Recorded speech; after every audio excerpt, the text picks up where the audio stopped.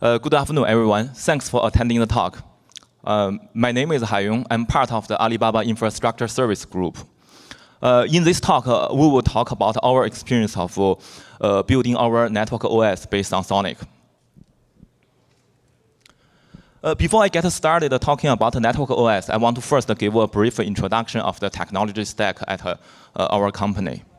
At the bottom of our stack is the infrastructure. Like many large online service companies, we build our own data center, the server, and the network. On top of that is a software layer, including the operating system, database, storage. And on top of that, it's a different platform services that to support our business. This including computing, the data, and also the algorithm part. For the computing platform, we support both the batch-based big data processing, and we also support the more recent stream-based processing for businesses that need a real-time response. At the top of the picture, you can see the different businesses running on the platform.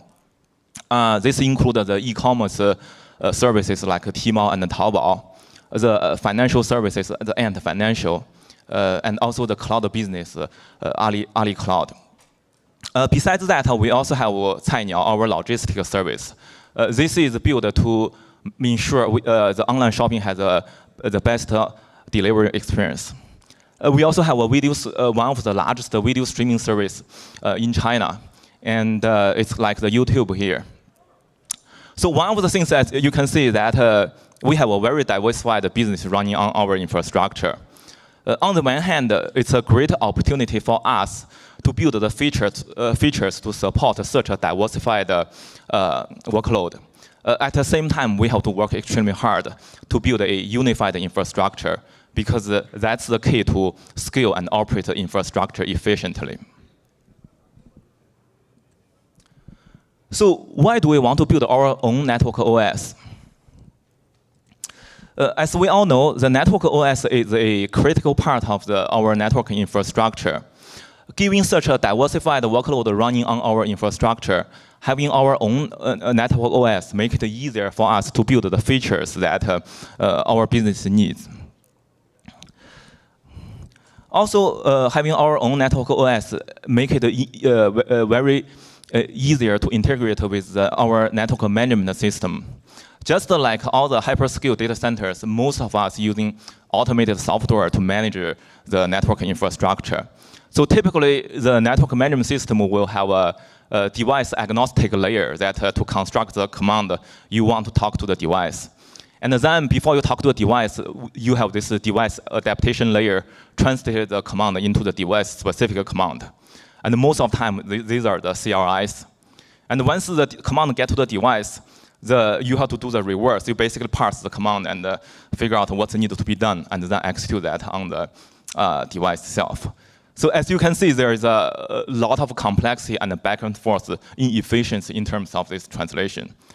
Making our switch to speak the native language of our network management system completely get rid of that. And also there is a reason from the hardware side. The last couple years, we see a lot of innovation in the networking hardware side, especially on the ASIC. For example, things like programmable hardware, things like in-network telemetry. So all those things that with our own network OS, we could support that very quickly and reduce the time to market to get these features to our users' hand. So there's a lot of network OS out there. Why do we choose SONiC? First, the SONiC is focused on the hyperscale data center. These are very aligned very well with our scenario. Second, the entire SONiC code is open source. This means that we could come in and modify any part of the code based on our need. And also, there is a very vibrant community. We have weekly dev meetings and also very well-planned roadmap. And there's also wider support from ODM vendors and ASIC vendors. So the last not the least, we also like the philosophy that SONiC uses a lot of excellent features from Linux and integrate well with Linux. So as we all know that Docker is very popular on Linux, what SONiC does is that it puts all the network OS tasks into containers. This means we can use the familiar Docker technology to package and deploy our software, just like what we can do on the server.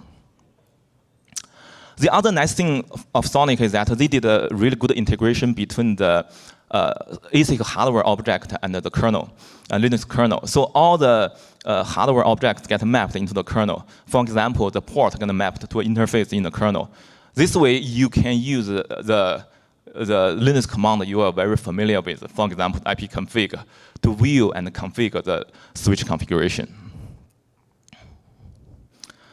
So what we have done since we joined the SONiC community, we announced our participation of the SONiC community at the ONS last year. Since then, we have been working with different ODMs and ASIC vendors to expand the support of SONiC. And we also lead the SONiC adoption in China. Since our announcement, other major Chinese internet companies also followed suit and joined the SONiC community. We also lead the adoption by providing a binary packaged SONiC to the white box users that in China, so that make it easy for them to use SONiC. And also, we understand that as a community member, it's super important to contribute to the community. So this is from the last December's release. As you can see, that Alibaba has contributed a large number of features to the community, including things like VLAN trunk and TACAS. So SONiC gave us a really starting point to build our own network OS. What else do we need to build to make SONiC into our production? Of course, the first thing you do is that you customize the login display to make your company logo, right? Well, jokes aside, there are actually a lot of work that you need to do to make SONiC into our production. The next section of the talk, I will talk about the different things that we do to make SONiC work in our production environment. So we have a very diversified workload running on our infrastructure. One of the features that some service need is that to have a high availability. This is done using the dual uplink. So on the left side, we have this traditional way of doing the dual uplink. So on the server side, basically you have multiple links connect to two different switches, and you configure the bonding mode on the server, and to bundle the two links together. And then you run LACP so that you can detect the link failure. On the switch side, you have the upper link to connect to the upper layer. And on top of that, you also have this special cross link between the switches. So those links are for multiple purposes. First, during the normal operation situation, there's a link in use to sync the state between the two switches. Depending on the vendor implementation, some implementation sync the layer 2 state, some sync both the layer 2 and the layer 3 state. And in the failure scenario, for example, one of the link goes down. When the traffic reaches one of the switch, they actually use the cross link to go to the other switch and then go down to the server. So everything looks good, right? The only problem, it doesn't work very well. Why? Just from our production data, this traditional dual uplink is one of the top cause of our data center incident. What's the problem here? First of all, the proprietary the sync mechanism between the two switches is very complex and easy prone.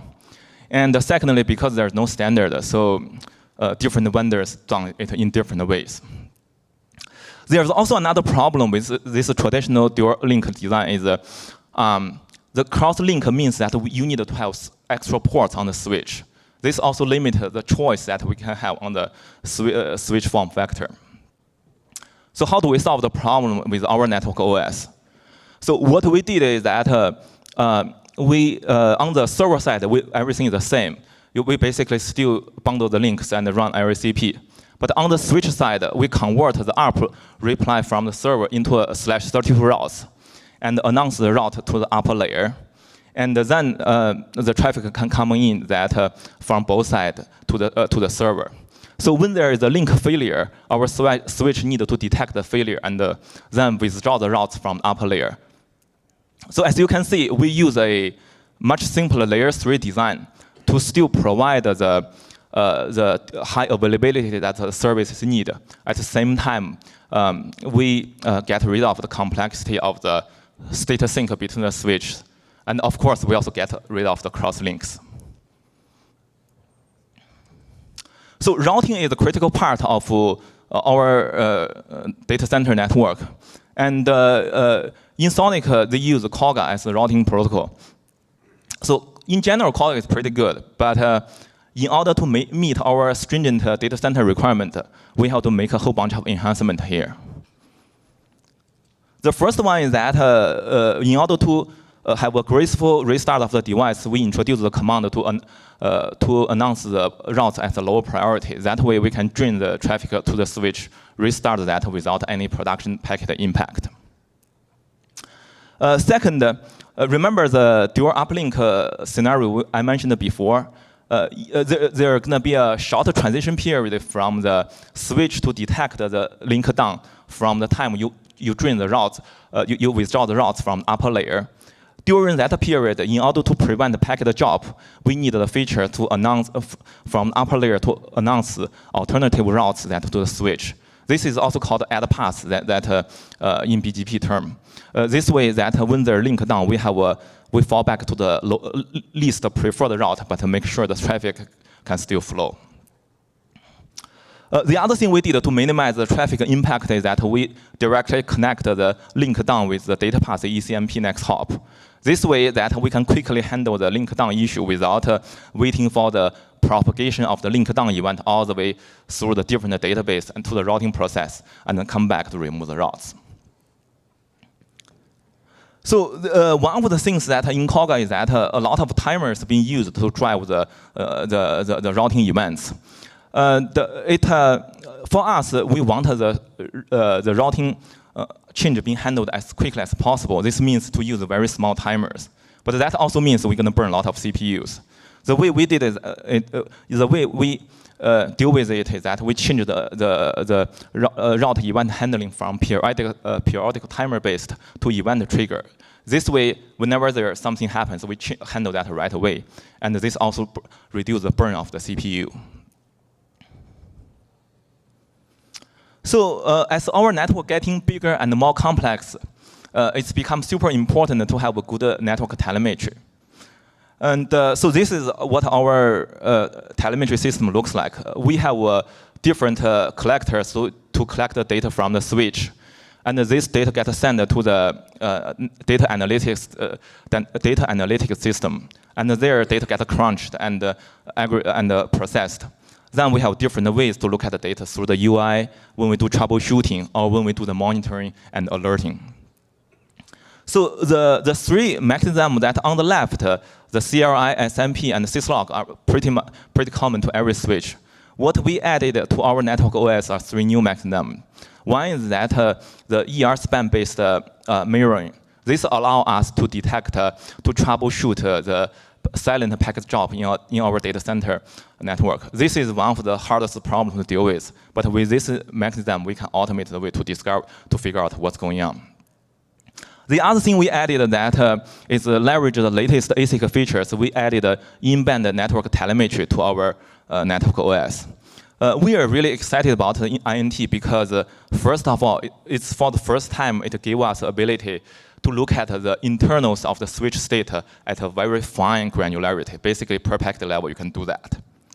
And also, the other thing is that because the monitoring data and the packet are being generated on the data plane, we can generate the data at a very high volume without worry about burn down the control plane CPU.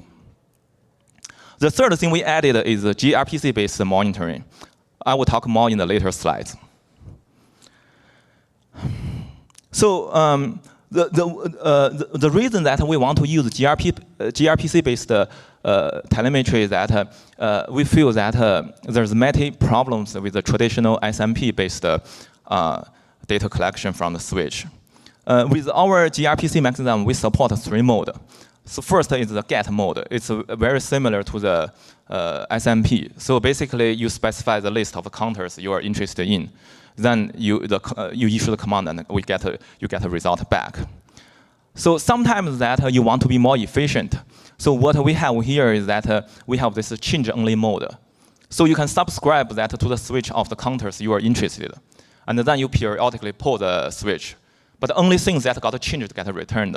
This way, you have less data, and at the same time, you also burn less CPU on the switch. The third mechanism is even more efficient. So you can configure the push mode instead of using pull. So that way, once you set up everything, so only when there is a change happens, it gets pushed to the client. This way, you don't have to burn any CPU. You just wait for that to happen.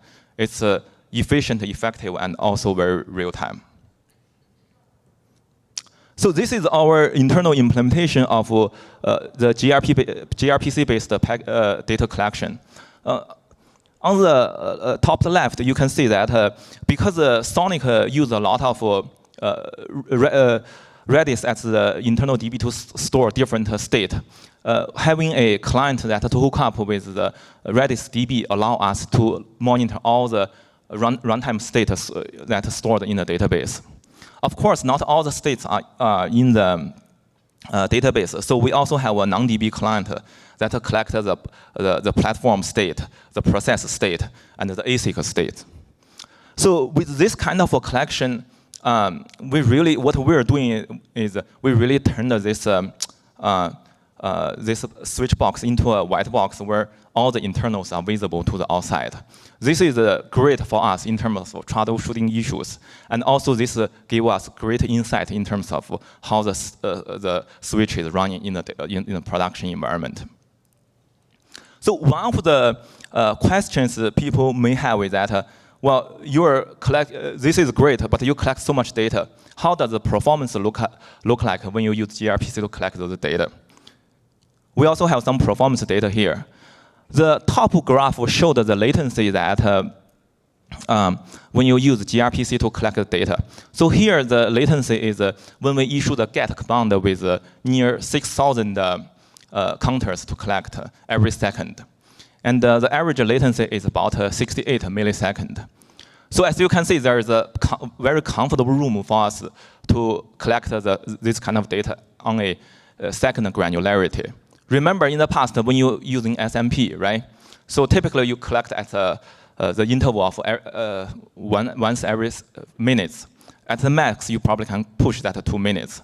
But here you can get to another magnitude better of response time. And on the bottom graph, we see this. We show the CPU utilization. So basically, what we can see is when we collect nearly 6,000 counters every second, it only adds to about 1% of CPU utilization. By the way, we are running this on a low-end Intel CPU. It's a 4-core Atom CPU. So as much as we like the API, we want the switch being managed through the automated system. When we try to deploy the switch to production, we still cannot get away from the CLI, right? Because that's what all the operation team people want. And but SONiC actually has a lot of command line utilities. But one challenge here is that there is no unified place to control the authorization, so that it's hard to control who can run which command. So what we did is that we built a CLI wrapper on top of VTY shell. And this is integrated with TACAS. So when the user log in, we will authorize against the TACAS server. And then we will launch the VTY shell. Based on the role of the user, we can dynamically construct the command tree that this user can execute. And also because the VTY shell has this configuration mode and autocomplete, this really make the operating people feel like a traditional switch CLI console. So to summarize, we actually have to do a lot of work in order to make the network OS ready for production. We mentioned a lot about the different the feature development and customization we have to do. And on the testing side, we have to have a lot of automated regression tests. And also, in order to ensure the fidelity of the test, we have to build a test topology that using our data center network architecture. This way, we can get a very high confidence of the quality of our code. And also on the operation side, we need to integrate with our network management and monitoring system. We have to do customize the zero-touch config. We provided a unified CLI for the operation team. So we've done all the work. Now let's look at how we deploy the switches to our data center. This is an overview of our network, data center network architecture. It's a three-tier class network. The first tier, the ASW, it stands for access switch. And the second tier, the PSW, stands for pod switch. And the top tier of the network, the DSW, called the data center switch. Our architecture is flexible so that you can shrink to the deployment size from a couple thousand servers to tens of thousands of servers in a single network. And in terms of the traffic, we not only support the TCP/IP-based traffic, we also support RDMA in our data center network. When we deploy our white box switch, right now we're deployed at the ASW and the PSW layer. So basically, the switch that made up our pod. So these are the different form factor of the white box switch that we use. And as you can see that we successfully built our network OS to run on multiple OEM vendors with ASICs from different vendors. So what are the challenges that we run into when we deploy our white box switch? The number one is that the issue that we run into is that when we initially deploy the white box switch, we saw some unexpected packet parity errors. And those issues are pretty hard to debug, so we have to pull in the NIC vendor, the optics vendor, and the switch vendor. It's a time-consuming and challenging situation to debug. The other thing that makes it hard is that we want to use INT in our network. But because we don't deploy the white box switch to the entire network, when the packet traverses through different switch ASICs, we need a standard here so that different switch can attach their INT metadata in a consistent way. To summarize, since we joined the SONiC community last year, we have become a key player of the SONiC community. And we have made a tremendous progress to build and deploy network OS at Alibaba. For the future work, we want to continue increase the scale of our deployment. And also, we want to expand the deployment to more device roles. And in the long term, we also want to build a more flexible data center network based on the programmable features available in the switch ASIC. Before the end of the talk, I want to take a moment to thank our development team. It's truly amazing to see how much we have accomplished within the time frame of less than a year. And it cannot happen without the hard work and the dedication from our development team. And also, I want to thank OCP for giving us the opportunity to share our experience with the community. Thank you. Thanks, Haiyong. Questions? I saw one hand up in the back. Oh, there's one right here. Thank you. So when you eliminate layer 2 redundancy paths like VPCs and stuff, would you tell me so you're running the routing protocol on the server side to sync the routing table? How do you exactly eliminate the cross-link between the leaf 1 and leaf 2? Yeah, so we made that's one of the options we could do it, but we actually because we have existing deployments that running the link detection using RACP, right? We keep that part unchanged. We also feel that using a layer 2 protocol between the server and the switch is a better choice, because at that point, it's not really, you are not really doing any routing. What you need really just to detect the failure of the links, right? So we do the that's why we only run RACP there. But the trick we did is that we have a translation of the ARP to the /32 routes. That's the magic what we can do fairly easily on the switch. That's how it works. Wanted to ask you, great presentation, wanted to ask you about how you control all of those instances. So are you using scripts or SDN controller on top of SONiC, and how well does it scale? If I understand your question, you are asking about the management, how do we manage the switch, right? So today we're still using we have an in-house automation system to manage the switch both on both the vendor switch and our white box switch. So what we did that with our switch is that we make our switch speaks the language exactly what the automation system speaks. So it's a customized language, API driven, but it's a lot straightforward than what we need to do with the vendor switches. Other questions? I thought I saw one back here. All right. I see a number of folks from the Alibaba team here. I thought I saw a few, and from the SONiC team as well. So thank you all for coming and for being such a great member of the community and working with the SI and SONiC teams. Thanks again.